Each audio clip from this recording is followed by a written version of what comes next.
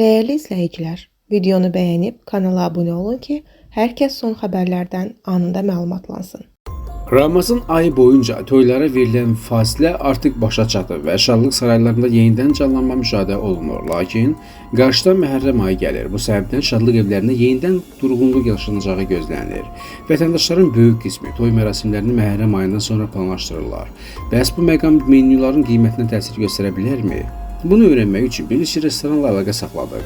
Martın sonu, aprel və may ayı iyunun 15-nədək olan günlər üçün toy sifarişlərimiz var. Aprelin 16-sından etibarən Məhərrəm ayı başlayır. Ondan sonra sifarişlər yavaş-yavaş verilir. Adətən Məhərrəmlik ərəfəsində gəlib tarix götürürlər.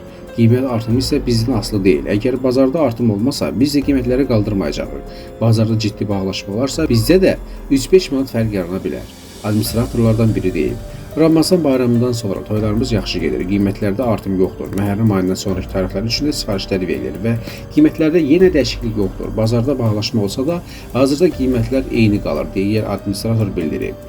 Görünən olur ki, hələlik qiymət artımı gözlənilmir, lakin bazarda məhsulların qiymətində yüksəlmə olarsa vəziyyət dəyişə bilər.